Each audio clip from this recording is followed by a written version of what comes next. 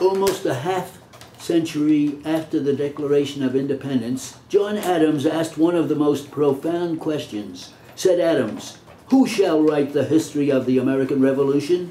Who can write it? Who will even be able to write it?" The celebration of the bicentennial actually started in the 1950s, and it has produced an important literature. Perhaps a good starting point is the pamphlet published in 1958 by the American Historical Association entitled "The American Revolution, a Review of Changing Interpretation." This survey of the historian and the revolution in part confirmed John Adams' question posed early in the 19th century.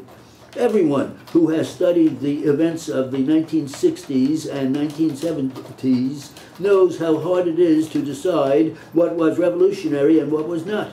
In other words, every historian of this period must finally face the ultimate question: what was the American Revolution?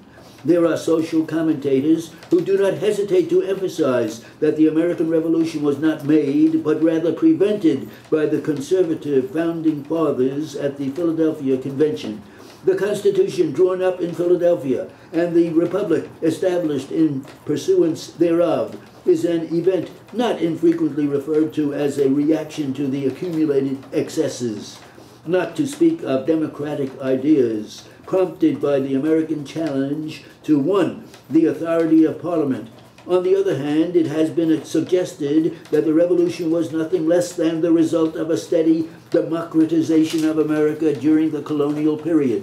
Americans then were born in 1776, the heirs of freedom. In this sense, the war was nothing less than a fight not to gain freedom, but to preserve liberties already established.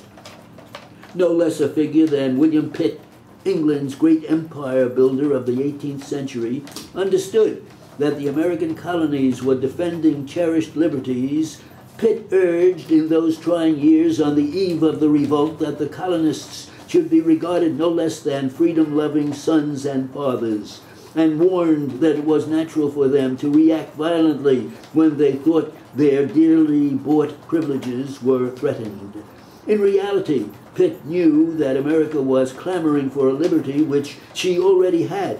This was generally interpreted, both in England and America, not as a movement for independence, rather a defense of nurtured freedoms. Perhaps Tom Paine, a transplanted European, said it best, even though the revolution did not always take as democratic a turn as he would have wished. Said Paine, "'Tis not the concern of a day, a year, or an age. Posterity is involved in the contest and will be more or less affected even to the end of time. The American Revolution as a great forward movement was nothing less than one of a series of great events, giving expression to an age of rapid intellectual ferment.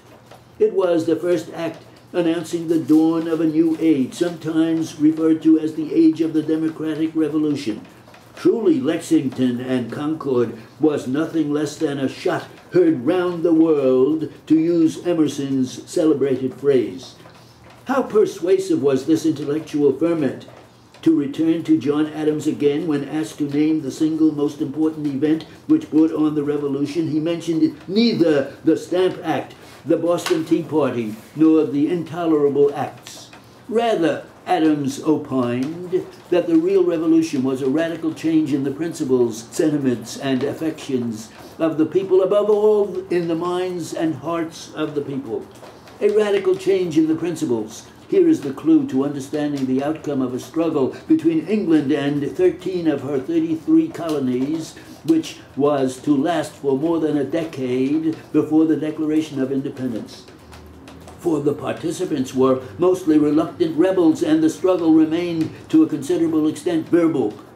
Benjamin Franklin, residing in England during the most of this period, appeared not overly concerned with principles. Rather, he sought a modus vivendi, which would have preserved certain inalienable rights which belonged to all Englishmen. He sought American autonomy within that larger unit called the First British Empire. One of the best descriptions ever written with respect to the impact of the American Revolution appears in a book entitled Benjamin Franklin and Italy.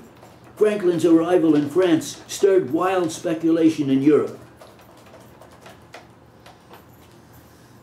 Whoa. I had to laugh after that Wow, too fast? Modus vivendi is way of life. Because modus operandi is way of operating. Yeah. So, vivi, and from other languages. Okay. See, that was